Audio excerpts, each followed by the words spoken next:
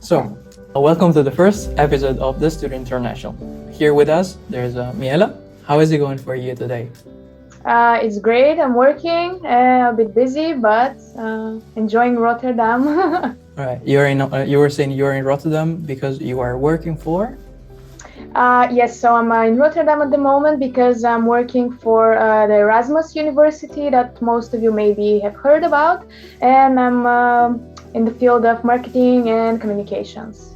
Okay, what's your daily routine? What does your job involves? Well, it's a bit of a dynamic environment, I must say, because we are working on different projects and campaigns. Most of the time, I'm busy with promotional activities because we have different online events promoting the master tracks that we offer. I'm actually working in one of the faculties, which is the Institute for Housing and Urban Development Studies. So we have different short courses, PhD projects that we take part in.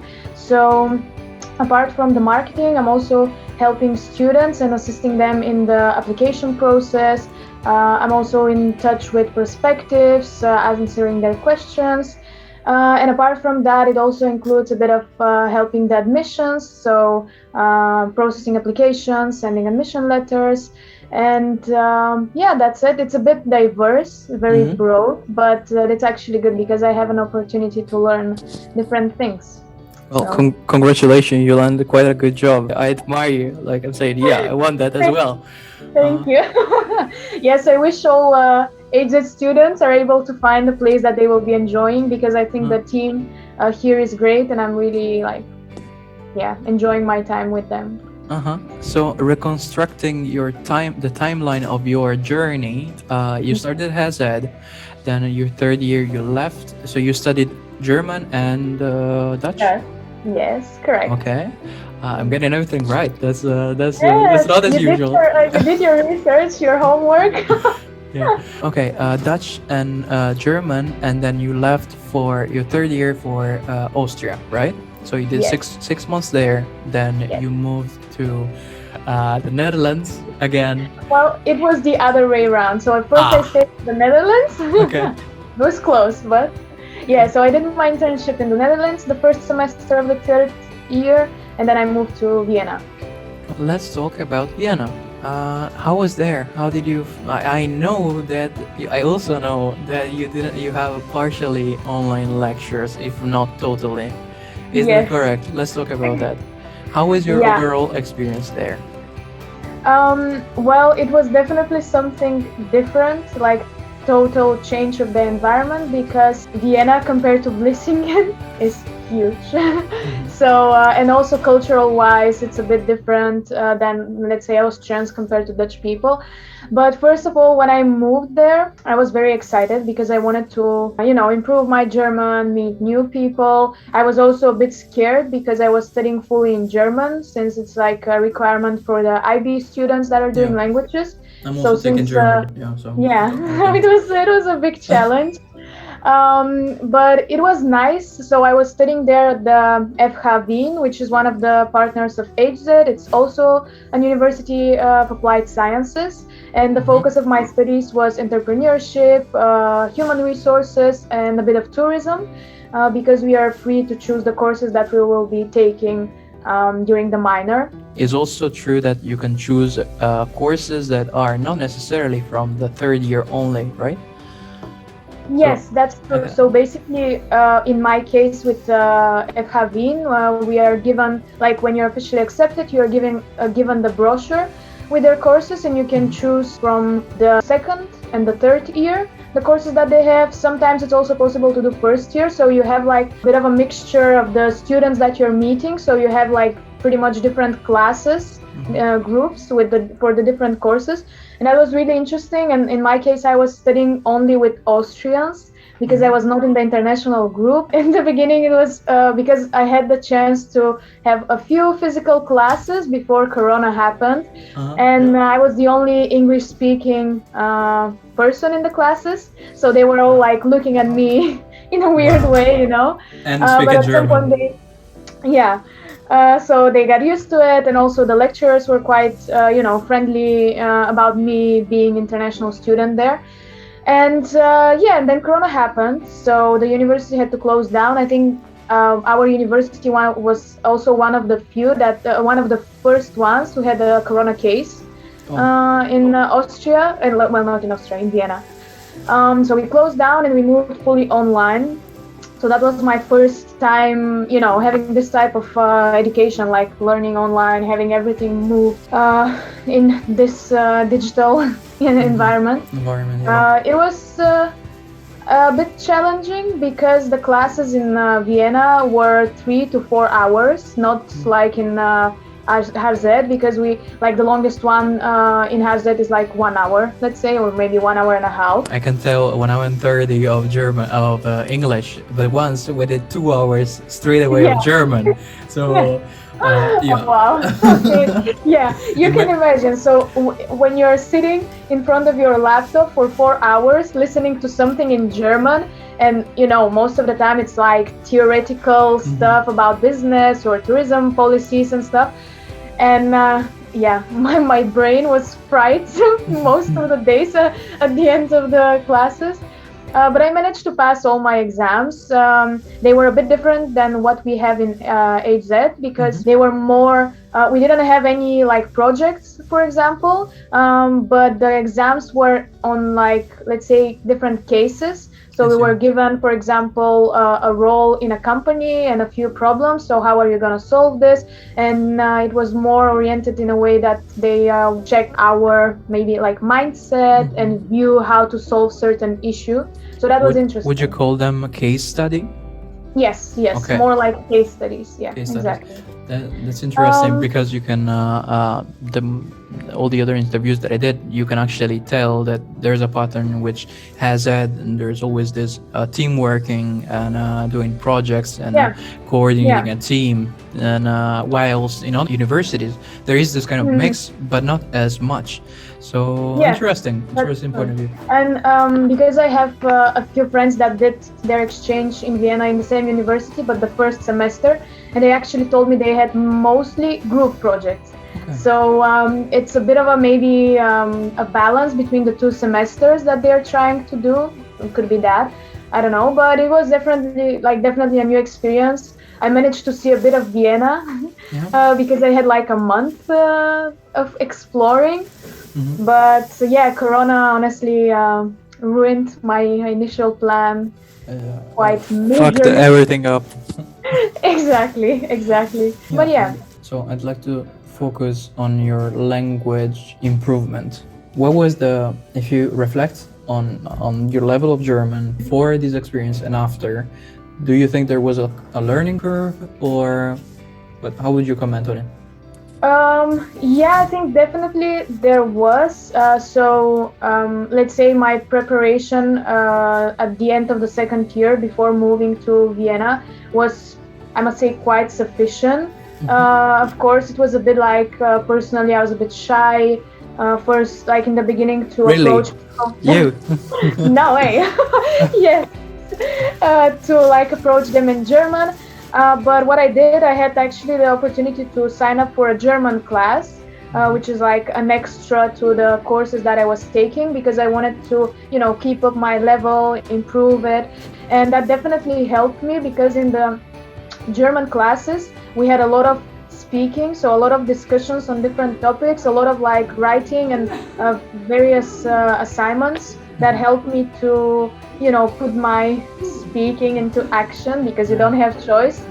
And definitely, during the classes also, just by listening to the lecturers, reading the slides, because we were mainly working with PowerPoint presentations, so no books.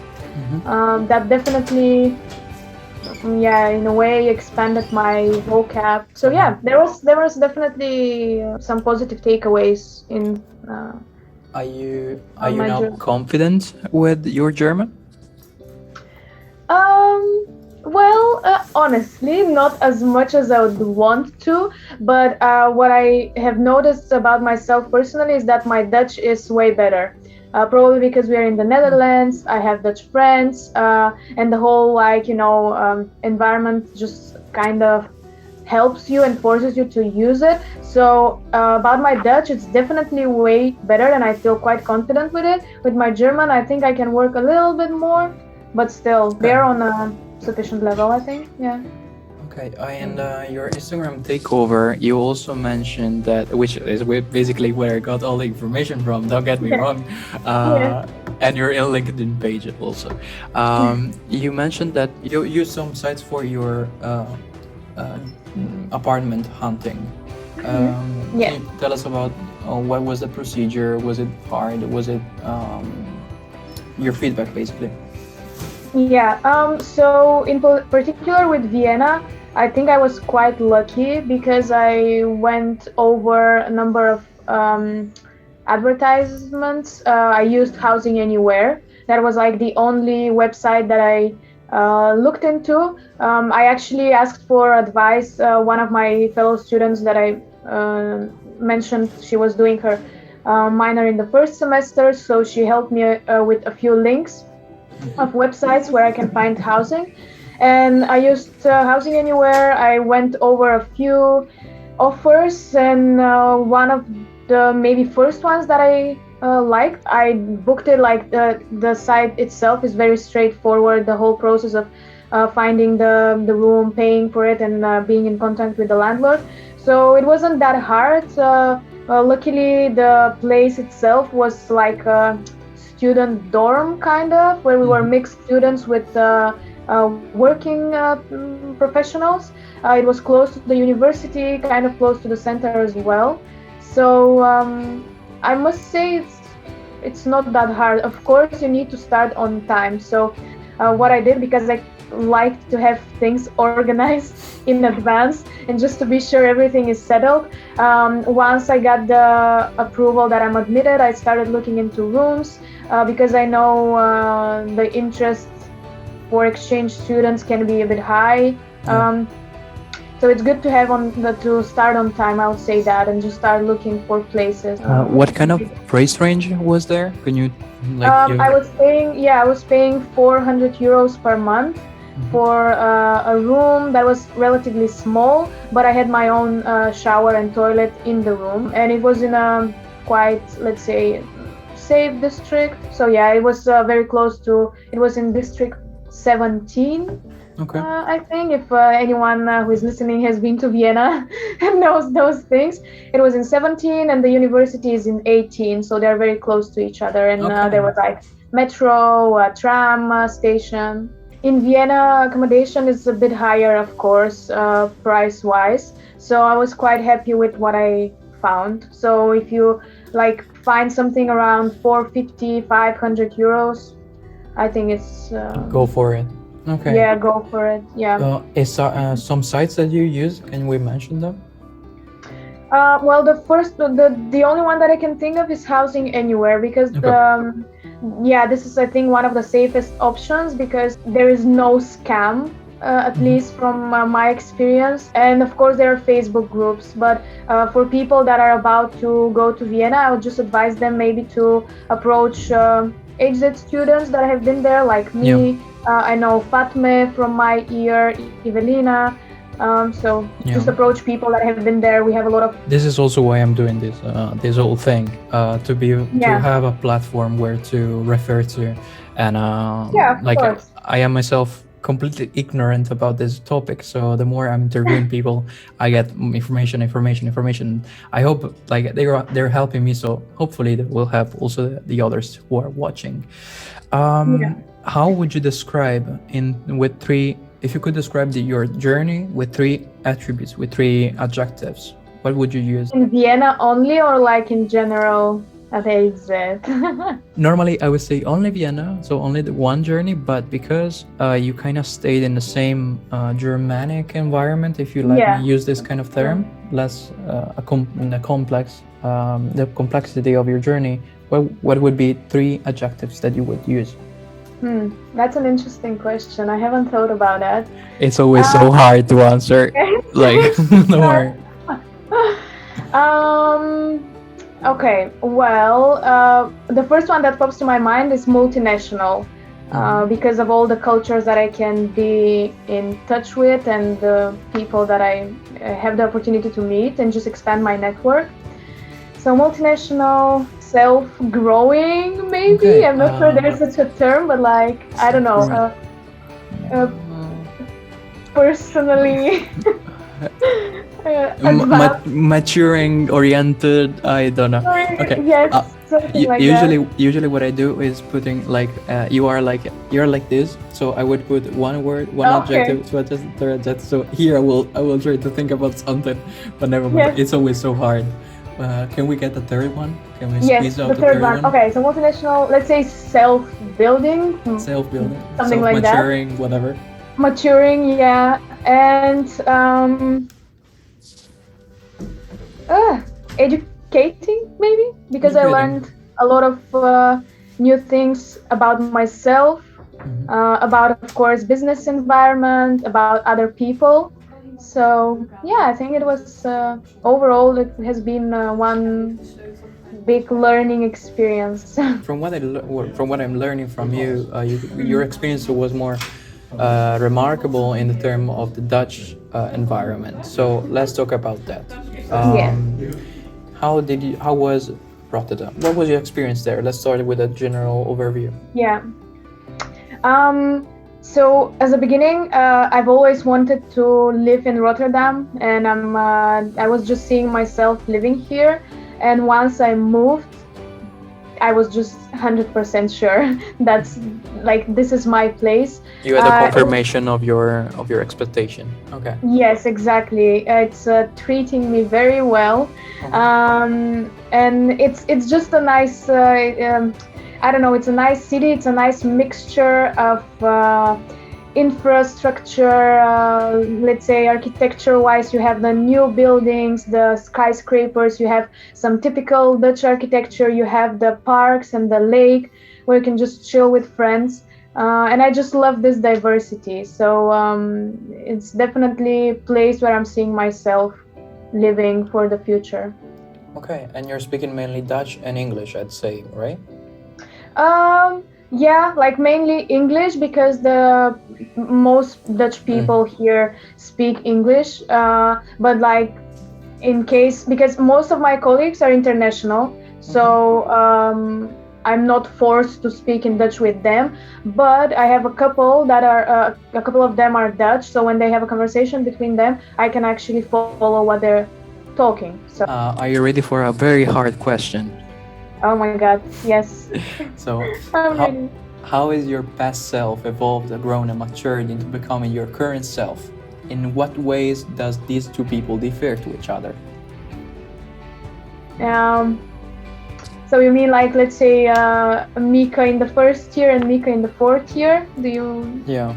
Oh my in god, that I sense? pronounced your name so wrong. What? Oh No, my it's god. all right. It's all right. Well, it's Mihaela, but Michaela. Okay. Michaela. yeah, but everybody calls me Mika because it's easier for pronouncing. I've been actually reflecting on my development, to be honest, for the past 4 years. It's a bit of a, let's say, exactly like self-reflection of what I have achieved so far.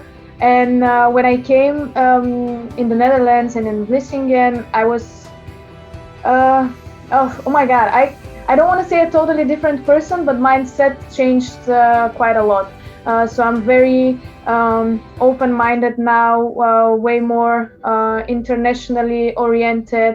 I created a great network of people, and just like all these projects helped me to be more, I don't know, I would say even socially aware, just being able to work with people from different cultures, because one of the things that I noticed in the beginning is that I was very individualistic. So I prefer to work on my own, not really trust the actions of other people when it comes to group projects. And now I'm seeing that if you have the right people around you, you can actually achieve way bigger things when you have the collaboration between each other. That is so true. Me Yes. myself, I came here, and I mean I'm the first year, so I'm gonna still kind of Yeah. individualistic. But I gotta say that with the compulsory work, group work, Exactly. it really Exactly. forced me to think in a more less individualistic way, in a more teamwork. Exactly. And although hate it so many times, the more I would force myself into it, the more I would grow, and the more I'm growing. And as well, I mean, as you can always find people who are not really cut for the job, and but that's life. Yeah, That's work. That's your work life. that's That can be yeah, everything. exactly. This is like the risk to, work with different people, but it's a learning experience, so Yeah, you just adapt. and now that at first it was kind of hard, but now that I am establishing those kind of contacts that I need, that I think that are respectful and that I can trust. Like I found myself yesterday. I was in Paris, and it was the party of the music, something like that. We found ourselves Okay, in the okay, center of Paris, and people started dancing, and those were the people that I trust. So yeah, those are the people that I'm yeah. working with. So um, although the initial situation didn't break me in that context, the Mm-hmm. how I said developed my team working Yeah, made me arrive to that situation. So yes. great. Exactly, same. And in that sense, I also learned to be more adaptive, because I've had to change my environment quite a few times already. And again, working with different people, changing colleagues and stuff. So I learned how to be more flexible, because I'm also a bit, for me, it's a bit hard to be out of my comfort zone. So I have had I've had already a few situations when you're forced to do it, and it's exposing yourself to new things. So yeah, a lot of key takeaways that I'm very. I mean, that might sound selfish, but I'm very proud of myself where I am now. I'm happy with what I have achieved and how I've managed to grow. I don't think So it's selfish. It's self-aware. Be so self-aware of being yourself. self-aware, yeah, yeah, So, that's you're right. That's guys, let's be self-aware. yes, yes, uh, last two questions. What is your yes. proudest accomplishment throughout these all experiences? Um, well, I think what is like maybe left a major trace, let's say, in this journey was being a student ambassador, because it was like, let's say, my own self initiative in the first year to approach Florence and international office to be part of this team. And it gave me so many things that I can't thank enough, because I've managed to work with great people in HZ. I managed to create a great network of other representatives of other universities in the Netherlands because of the fairs I've been taking part of, helping the agency that I applied with in the first place because they're representative of HZ in Bulgaria, and just help the students in their own journey, because when I came the first year I didn't really have someone to turn to and to ask all my questions, and I know how stressful this can be for people that are moving abroad to new country without their parents for the first time and all that stuff. And my goal was to share this experience and just be there for them and share my knowledge and help them as much as I can. And I'm happy because I see a lot of my students now at HZ. They thank me for my advice. So at the end of the day, I know that I did my job great. This is like my big accomplishment, I think. That's very, very nice. I'm also, I can totally agree because I mean, I also got into the student ambassador theme and team, and I'm hearing people, prospective students that turn on me, of course, because that's our job, and Yeah, they remind me of me, of course, because we were all once yeah, prospective yeah, students. yeah. That's So truly amazing. If you could get back in time, what would be what would you suggest yourself not to stumble upon the same mistakes, or what would you tell yourself? um. Hmm. Let me think. Well, I would advise myself, first of all, not to worry too much about things that I cannot change. So, go with the flow, just enjoy your experience, be hardworking as you are. But yeah, just go for it, be proactive, approach people, I think I've been quite active in the past years, but yeah, maybe not to stress too much because at the end everything works out well. I had my friends, my family next to me as support, so yeah. Thank you very much, Mihaela. Yes, you're welcome. It was a pleasure. So This thank you was for the invitation. this was the Student International. Thank you very much for listening to us, and see you next time.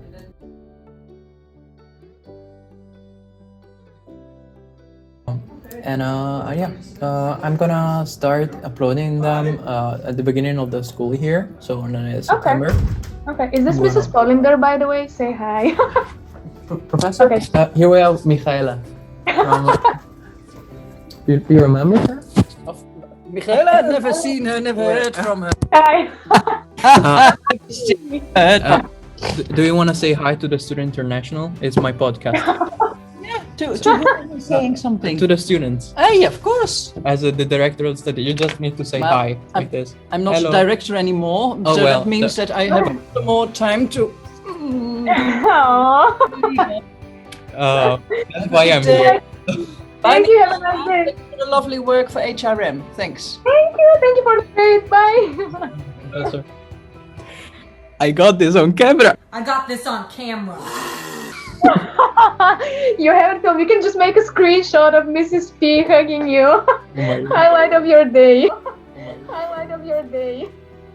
Oh my God. But yeah, just one question. Uh-huh.